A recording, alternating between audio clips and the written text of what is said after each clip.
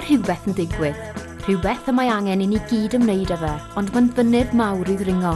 Mae'r bagiau sbwriel di hyn yn cynrychioli'r bygythiad mae'r ymgyrch Cewynau go iawn yn ceisio mynd i'r afel â fe i drio atal y don o wastraff sy'n tagu ein tomenni sbwriel ac yn gwneud llanast o mwanau cyhoeddus. Yeah, there's something should be done about it though, because that is a waste of our resources. Ond beth yn union? Wel, mae'r mynydd yma wedi ei wneud yn gyfan gwbl o gewynau tafliadwy, cyfanswm anhygoel o 156 o fagiau sbwriel di llawn, tua 5,000 ohonyn nhw i bob babi ym Mhryden. Yeah, it's amazing that the file's so big.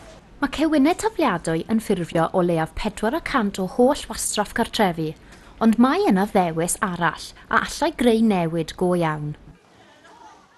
And I'm absolutely horrified to think that I've been contributing to that mountain.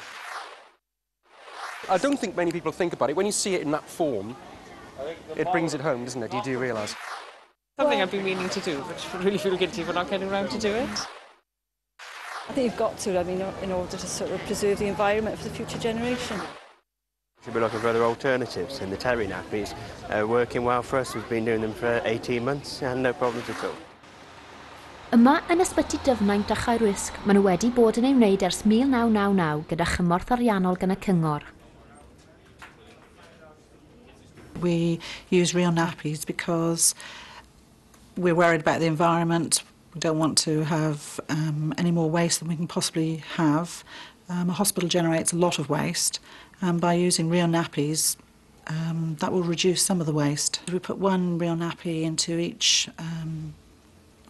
cot in the delivery room, so the mum can see that we use real nappies, and then they've got the choice of using them after delivery if they want to. Mae pob mam newydd yma yn cael y cyfle i'w trio, yn aml am y tro cyntaf ac am ddim.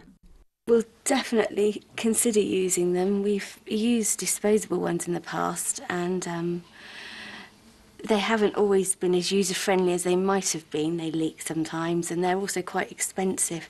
And having heard that cotton ones are also more friendly for the environment and can save you a considerable amount of money in the year, I think that's something we need to look at as well. Mae'n llesol i'n iechyd ni hefyd.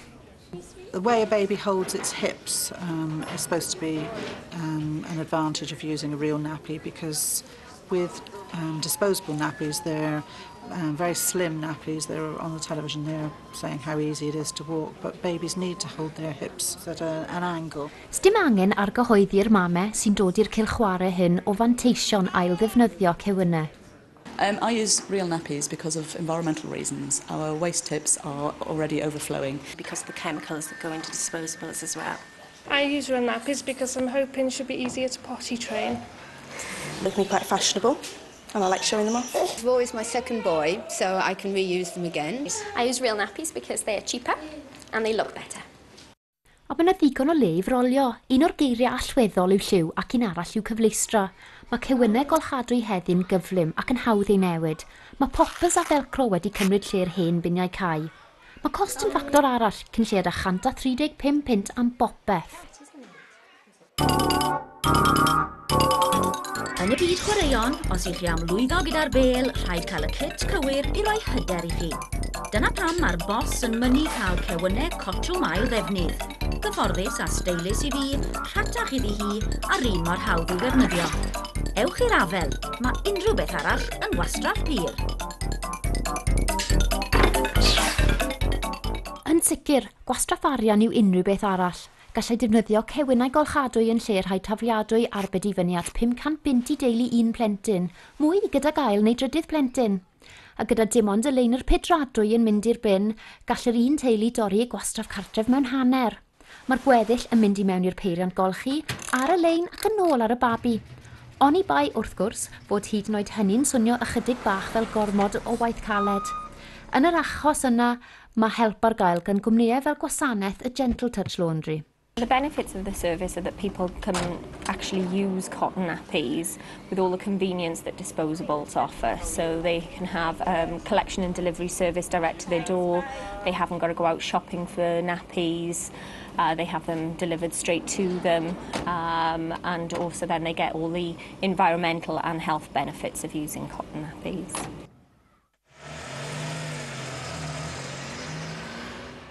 Mae'r ymgyrch cewynau go iawn yn datblygu partneriaethau rhwng cynghorau, gweithwyr iechyd proffesiynol, adwerthwyr, cynhyrchwyr lleol a mamau.